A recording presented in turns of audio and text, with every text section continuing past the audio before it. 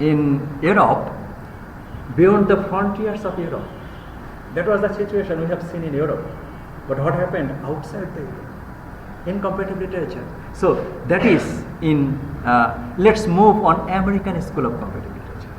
Up to this that we have said, we haven't talked about American literature. So what happened to America? So in 1961, a collection of essays published in Southern Illinois University Press.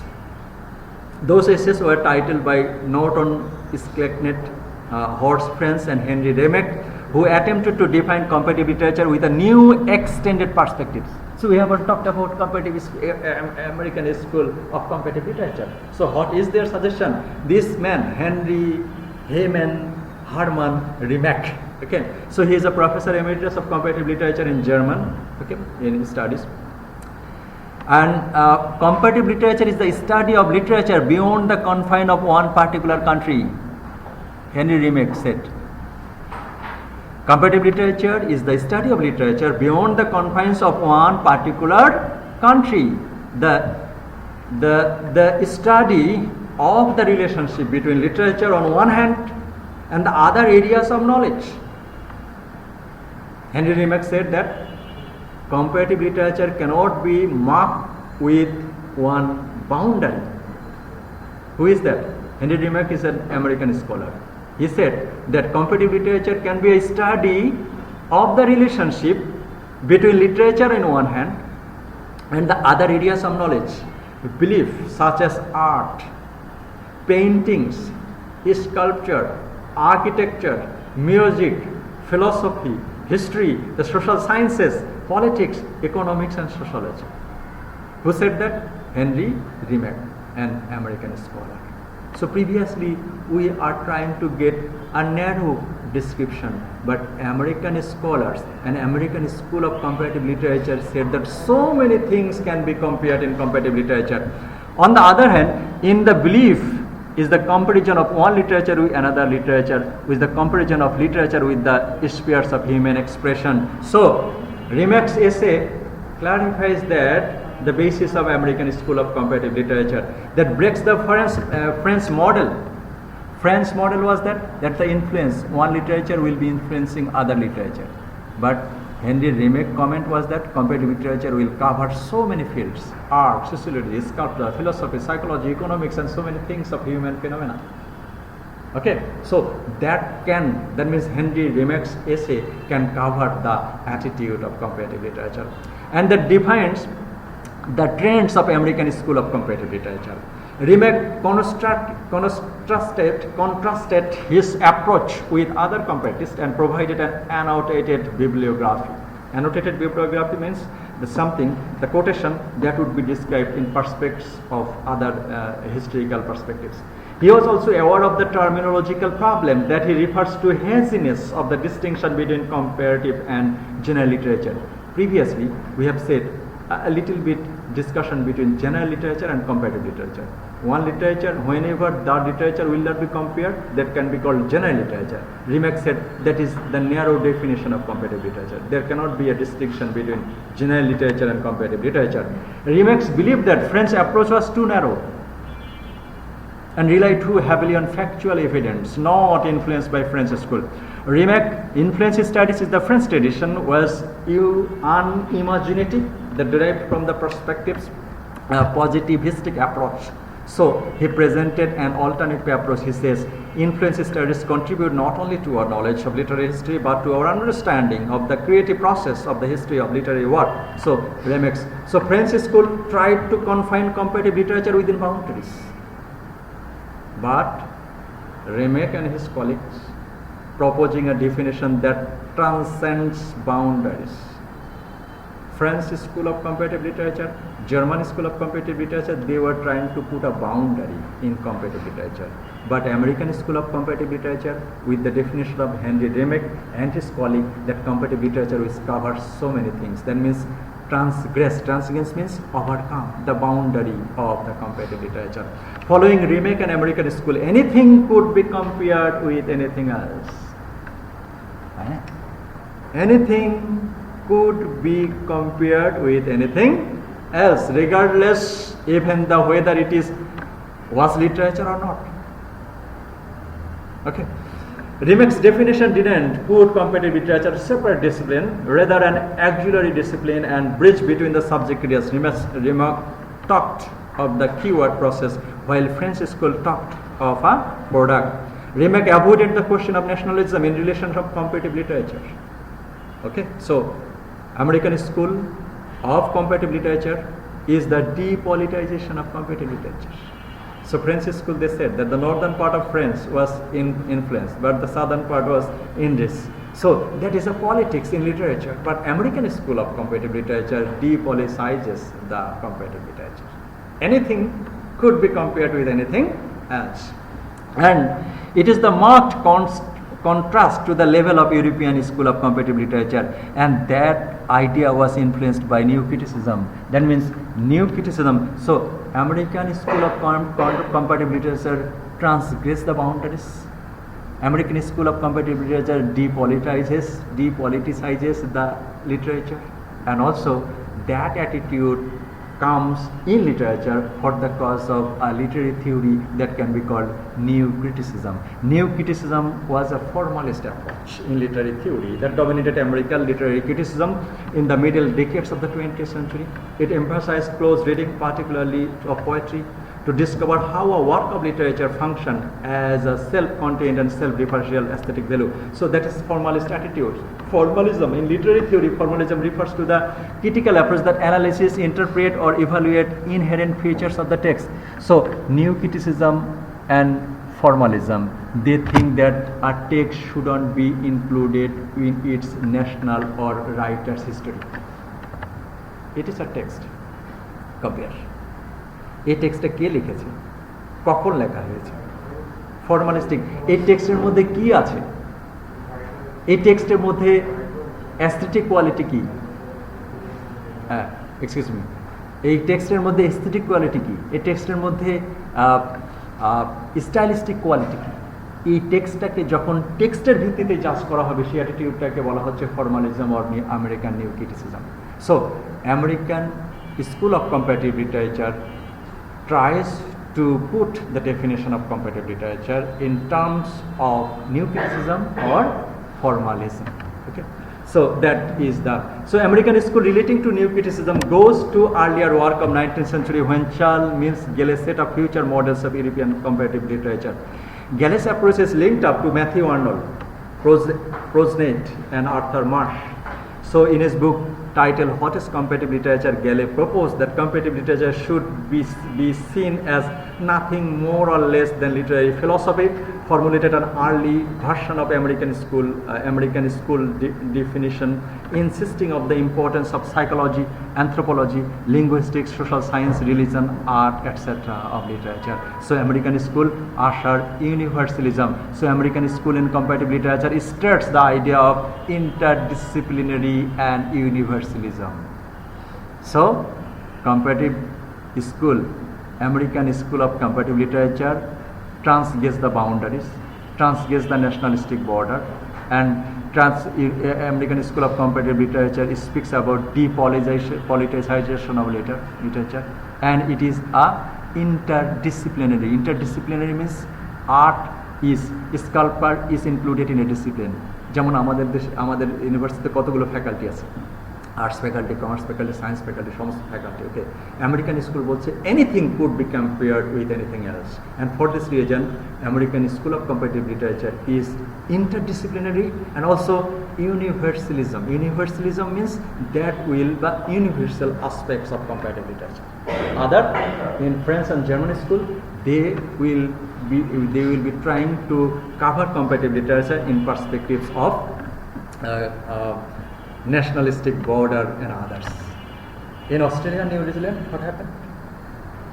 Gall's contemporary Hutchinson Macaulay President founded Australian and New Zealand comparative literature, where he has proposed a non-nationalistic model of comparative literature.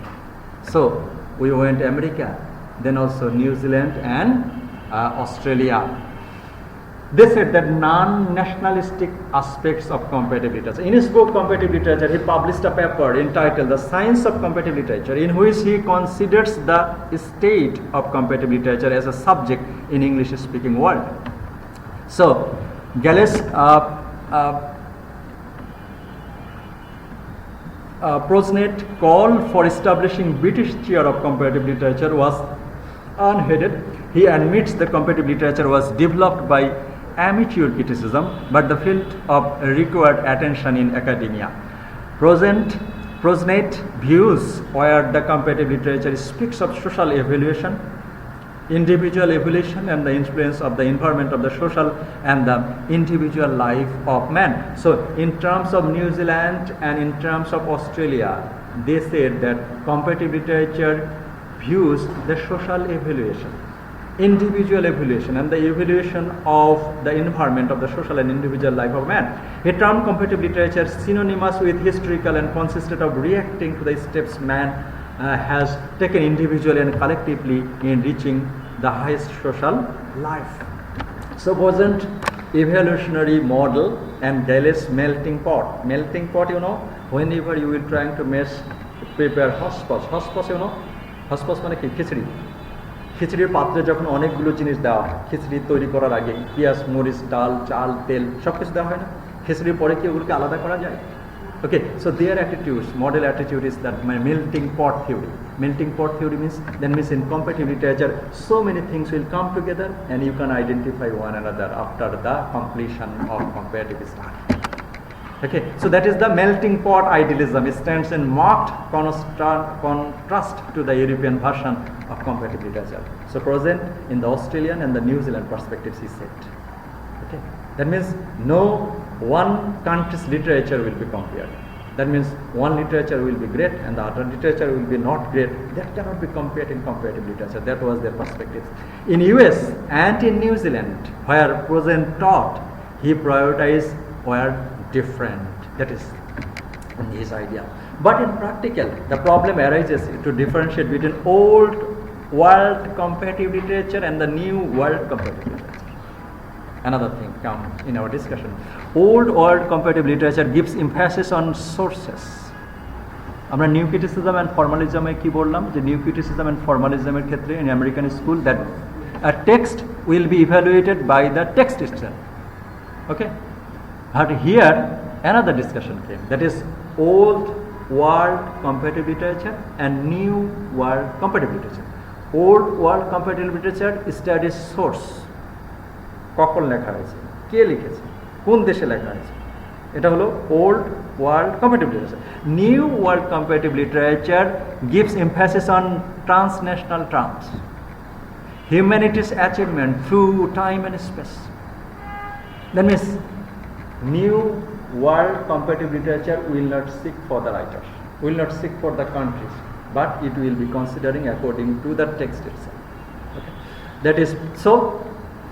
New world comparative literature is interdisciplinary. So many critics concerned that there is no historical basis of new world comparative literature. Other critics also said that no, but it is not true. However, the difference between old and new is on ideas.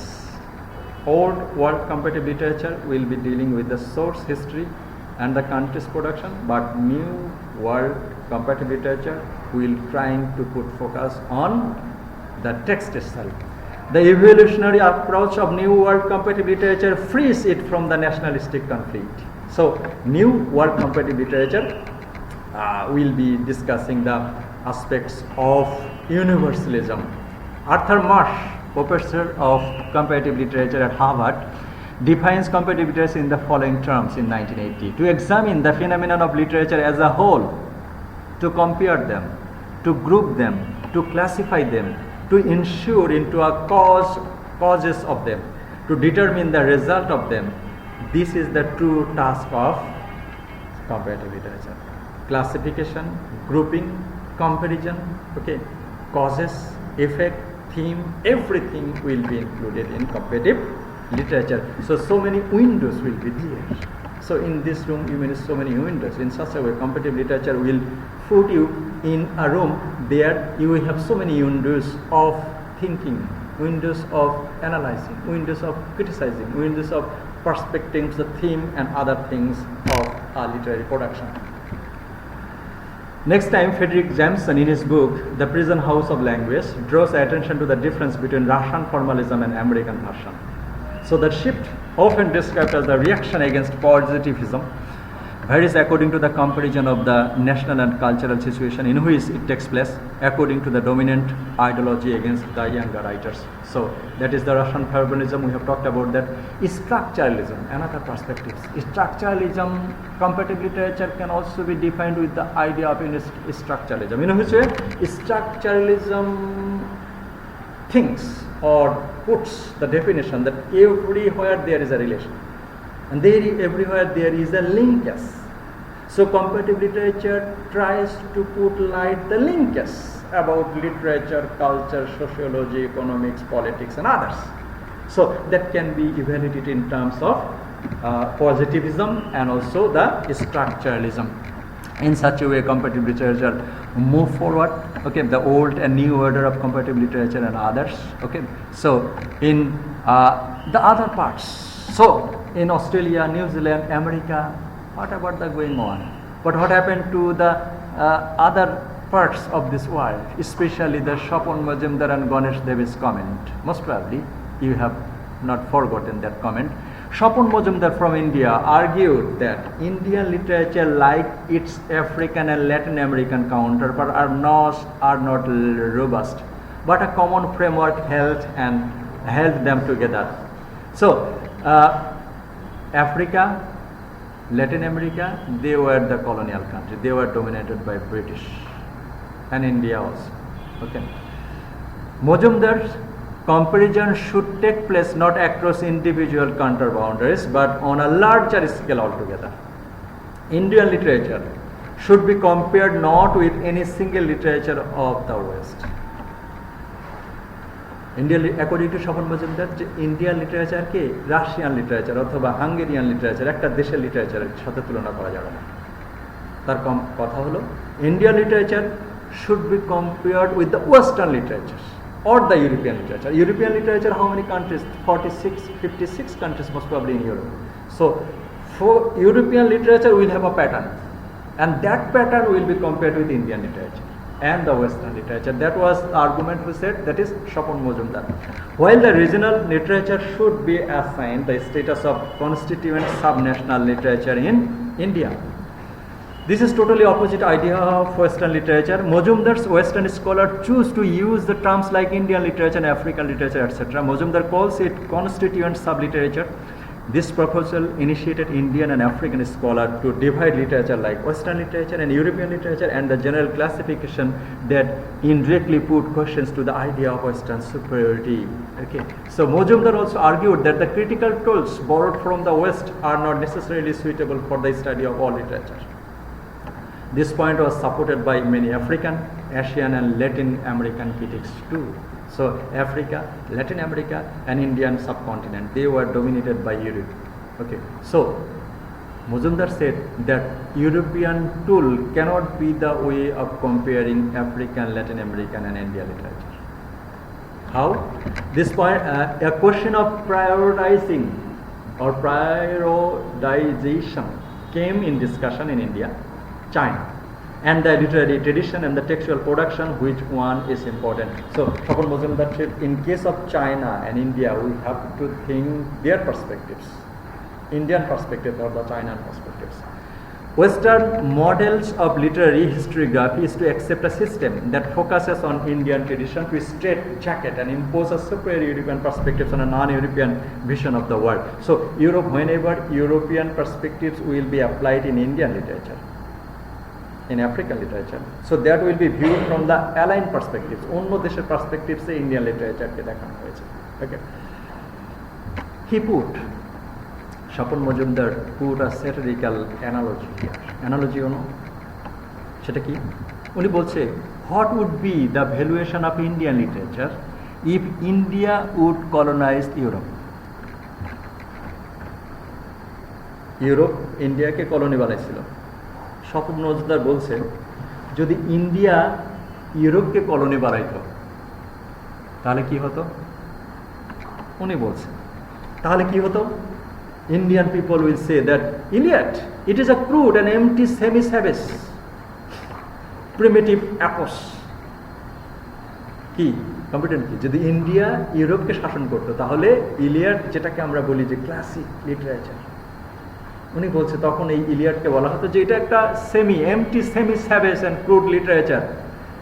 Dante's great work as a nightmare of cruel and superstitious religious fantasy. Fantasy means, তাহলে Indian স্কলাররা ইউরোপকে শাসন করলে দান্তের এই তার রাইটিংকে বলা হতো কি full of superstitions and religious fantasy.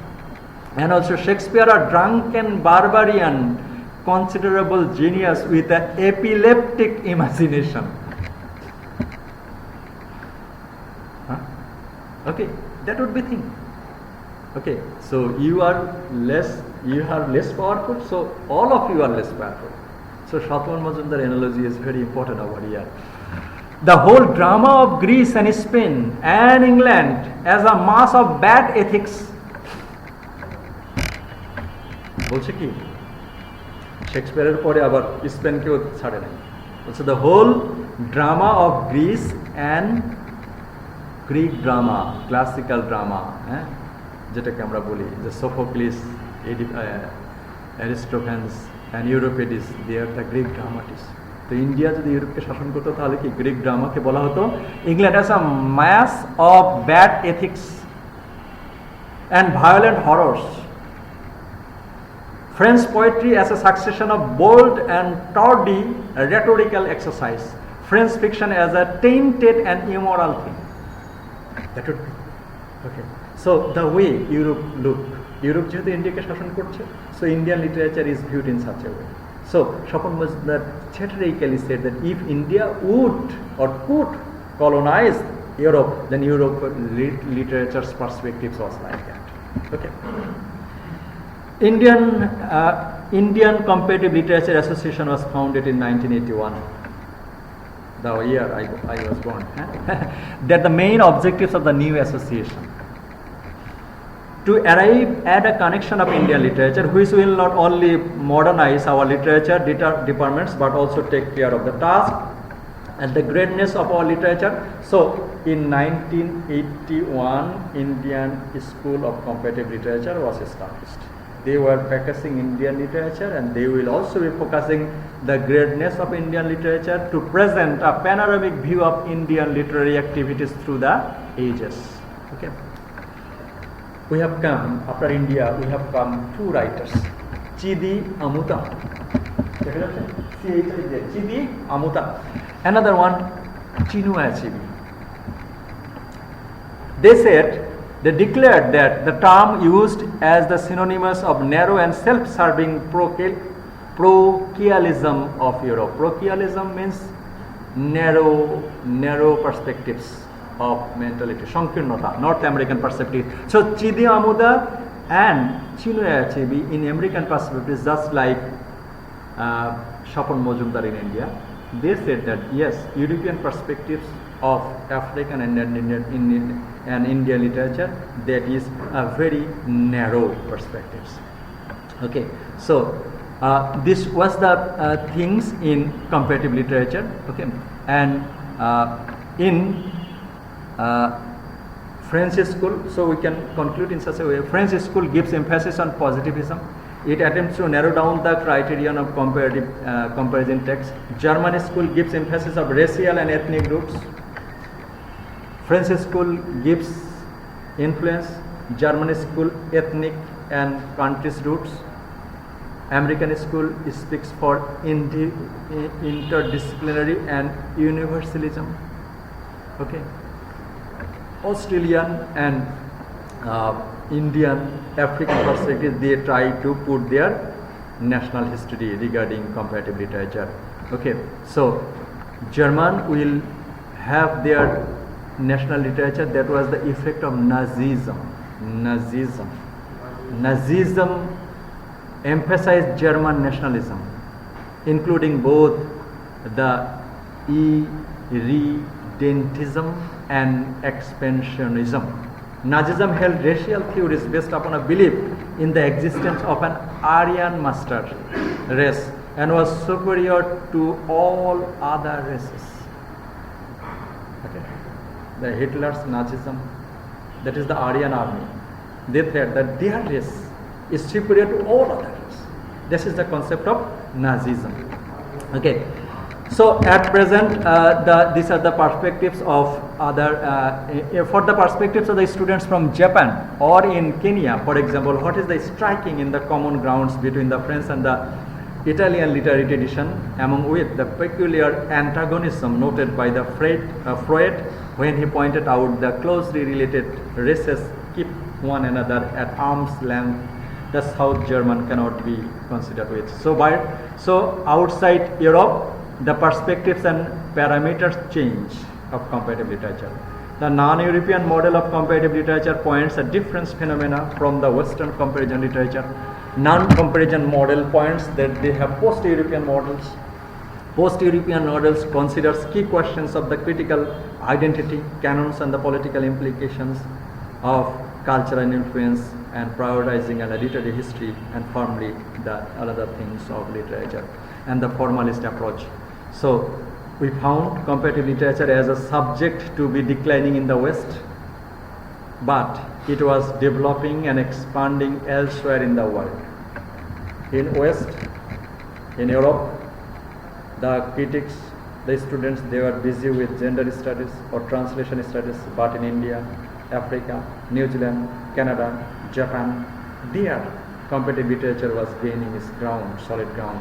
We find literary theory has now become the growth area of literary study in the Western Europe and in the United States. Probably the reaction against the old model of CL, but outside the Euro-American tradition, we found the dynamics, and in the outside of the Euro-American tradition, translation becomes the important way of referring comparative literature in the world. Okay, so that is the thing